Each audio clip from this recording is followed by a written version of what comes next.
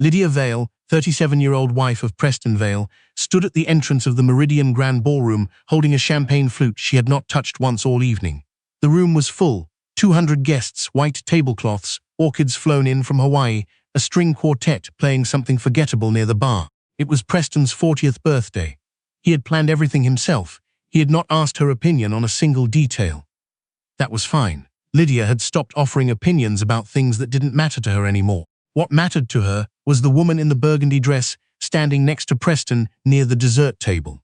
The same woman who had sent him 47 text messages in the past 3 weeks. Lydia knew the number because she had stopped counting at 47. Not because there weren't more. Just because 47 felt like enough of an answer. Preston caught Lydia's eye from across the room and raised his glass. She smiled back. She was very good at smiling back. His father, Roland Vale, 68-year-old retired banker and self-appointed authority on everything, appeared at her elbow without warning. That was Roland's signature move. Appearing without warning and then speaking without invitation. Lydia. He said her name the way people say the name of a city they've never wanted to visit. You look tired. I'm well, Roland. Thank you. Preston's been telling me you've been distracted lately. He sipped his scotch. Work stress? Lydia looked at him calmly. Something like that. Roland nodded with the particular satisfaction of a man who believed he already knew every answer before he asked any question. You know, I was just telling Preston. The Averley Group is the kind of company a man builds a legacy with. Their new wellness division is going to be extraordinary. I've been following their expansion for 2 years. Whoever owns that company has real vision, real taste. He swirled his glass. Preston should find a way to get into their orbit. That's how connections are made. Lydia took a small sip of her champagne. The Averley Group, she said. You've heard of them? A little, she said. She had incorporated the company 11 years ago. She had named it after the street where her grandmother used to live. There was a version of this story that started differently.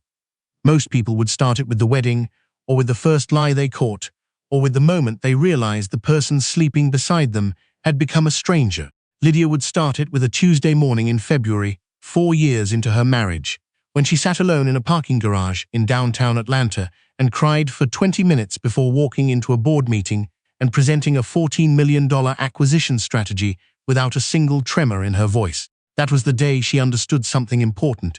She had 2 lives, and only one of them was falling apart.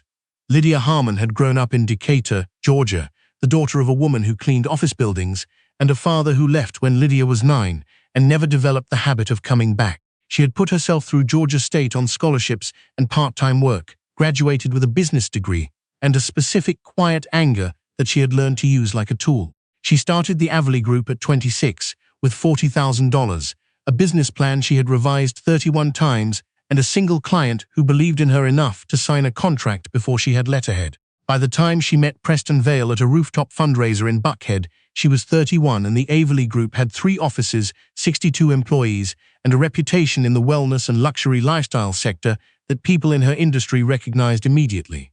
Preston didn't know any of that. He knew she was beautiful and composed, and that she laughed at exactly the right moments. He told her later that she was the most elegant woman he had ever met.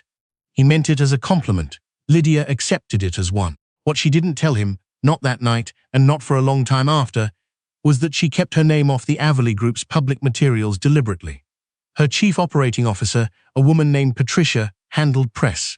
The registered ownership was structured through a holding company. Lydia had started doing it that way for legal and tax reasons years before she met Preston. She kept doing it because she found she liked the privacy. She liked walking into rooms without a label attached to her. She had not anticipated that the privacy would eventually include her own husband. Preston proposed after 14 months. He was charming and ambitious, and his family had old Atlanta money, and he looked at her like she was the answer to a question he had been asking for a long time. Lydia said yes, she meant it. She was not naive about who he was. She had run financial due diligence on more complicated situations than a man in love, but she believed that what they had was real enough to build on. The first year was good. The second year was mostly good. The third year was the year Preston got passed over for partner at his firm, and something in him went sideways, like a door that had warped in the humidity and would never quite close right again. He became critical in small ways that accumulated. He started comparing her to women they both knew. He made comments about her travel schedule, her focus, her priorities. He said she was emotionally unavailable. He said she worked too much. He said these things in a tone that suggested they were observations rather than accusations, which was somehow worse. Lydia worked more.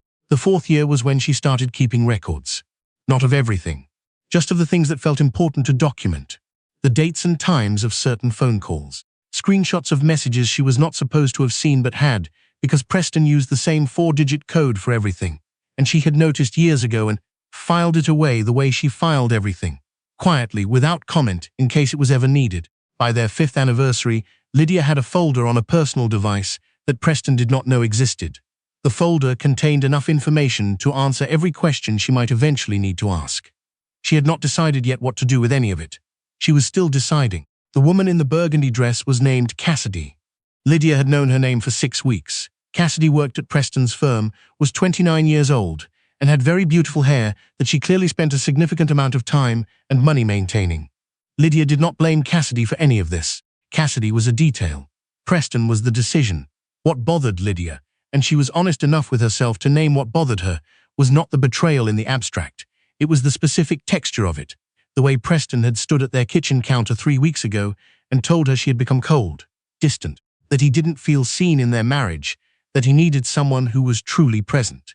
He had said this with genuine feeling, real conviction. She had looked at him and thought, "You are describing yourself to me and you don't even know it." She had said, "I hear you. Let's make time to talk about this properly." He had nodded and looked relieved, and then texted Cassidy from the bathroom. What Lydia needed was the right moment, not for confrontation. She was not interested in confrontation for its own sake. She needed the right moment to close a door in a way that could not be reopened. And for that she needed witnesses, and for that she had accepted the invitation to Preston's 40th birthday party, hosted by Roland, attended by 200 people who mattered to Preston in various degrees, and she had arrived on time, and she had smiled at everyone, and she had waited. She was exceptionally good at waiting. The moment came at 9:47 in the evening during the toast. Roland tapped his glass and the room quieted. He was the kind of man rooms quieted for, not because he was particularly wise, but because he had a voice built for projecting and a manner built for expecting attention. He talked about Preston's childhood. He talked about character and excellence and legacy. He talked about the Avley Group again, which struck Lydia as an odd thing to mention in a birthday toast, but Roland had always believed that name-dropping successful companies was a form of blessing. Then Preston spoke. He thanked his father. He thanked his friends. He talked about his vision for the next decade. He looked across the room at Lydia and said, "And most of all, I want to thank my wife who has always been my anchor." He said it warmly. He meant it, in whatever partial way people mean things when they're also meaning other things simultaneously. The room applauded. Lydia set down her champagne glass. She walked toward the center of the room, not hurrying, not performing, just walking. People shifted to make space for her the way they always did, though most of them couldn't have explained why. She stopped beside Preston and looked at him with an expression that was not quite a smile and not quite anything else. "Actually," she said, "I'd like to say a few words." Preston blinked. This was not on the agenda. Preston liked agendas, of course, he said, because 200 people were watching and there was nothing else to say. Lydia spoke quietly enough that people leaned in. 12 years ago, she said, I started a company. I named it after a street in Decatur because that's where my grandmother taught me that the quietest people in any room are usually the ones paying the most attention. She paused. I've been running that company ever since. Most of you know it, actually. Roland mentioned it earlier this evening. She let that land. She watched Roland's face move through several expressions in rapid succession. She watched Preston go very still. The Avley Group, she said clearly, so there was no ambiguity, is mine. Has been mine since I was 26 years old. I'm the founder.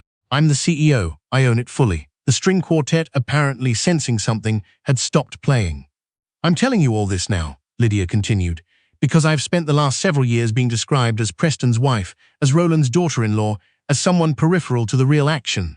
I let that happen. I made choices that allowed that version of me to exist, and some of those choices I don't regret. She looked at Preston directly. Some I do. Preston opened his mouth. I filed for divorce 3 days ago, Lydia said. Preston was served this morning. I imagine he's had some time to process. The silence in the Meridian Grand Ballroom was the specific silence of 200 people who have just been handed information they are urgently trying to arrange into a story. Preston said her name. Lydia. I also want to be clear, she said, still in the same unhurried tone, that the documentation I've provided to my attorney is comprehensive. I've been careful about that. I'm careful about most things. She smoothed the front of her dress, which did not need smoothing, and looked out at the room. Happy birthday, Preston, she said. The orchids are beautiful. You always had good taste in flowers. She picked up her champagne glass from the table, took the sip she had been saving all evening, and walked toward the exit. Later, people would try to reconstruct the exact sequence of what happened next. It would be reconstructed differently by different people, depending on where they were standing and what they wanted the story to mean. What Lydia knew, because she had been the one to arrange it, was this. Her attorney had already received the signed financial disclosures. The Averley Group's board had been informed of the situation 2 weeks prior and had expressed full confidence in her leadership. The holding company that she and Preston nominally shared, a smaller investment vehicle he had insisted on structuring jointly 3 years ago, during the period when he was trying to feel like a partner in something, had been reviewed by her legal team, and the relevant paperwork had been filed to initiate dissolution. She had not done any of this out of anger. Anger was useful in the short term and expensive in the long term. She had done it carefully, methodically, the way she did everything, because the situation required it, and because she was at her core, a woman who believed in being prepared. What she had not quite prepared for was how she would feel walking out of that ballroom. She had expected relief. She got relief. But underneath the relief was something older and more complicated, a sadness that had nothing to do with Preston specifically, and everything to do with the version of herself who had once believed that being chosen was the same as being known. She had been chosen.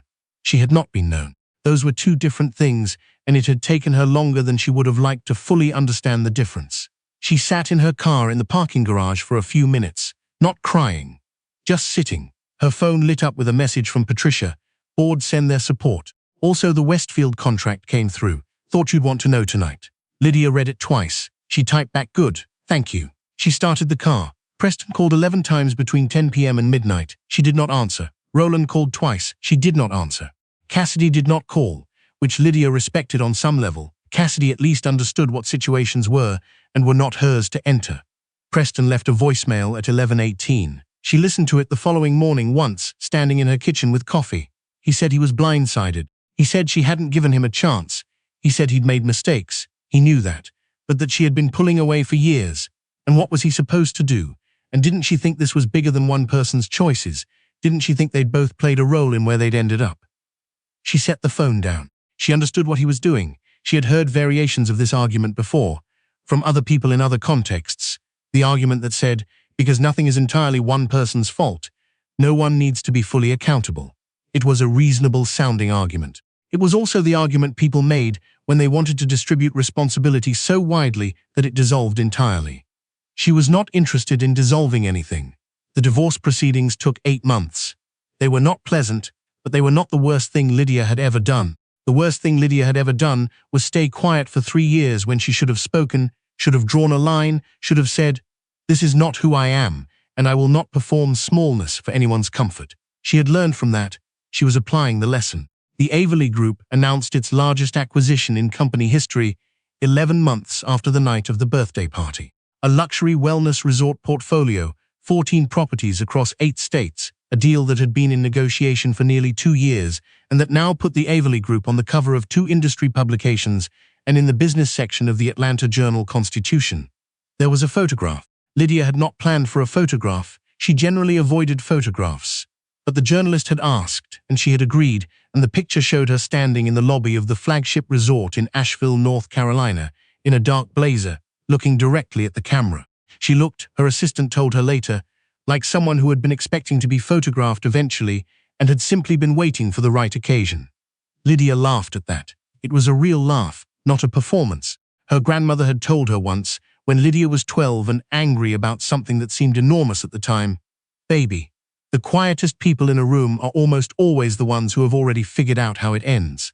Her grandmother had been talking about card games, specifically. But the principle held. Roland called her 3 weeks after the article ran. She let it go to voicemail. He said he wanted to talk, that he'd had time to reflect, that he hoped there were no hard feelings. She did not return the call, not because she was still angry. She had moved through anger and out the other side into something cleaner. She didn't return it because she had nothing to say to Roland that Roland was ready to hear, and she had long since stopped spending her words on conversations that weren't ready for them.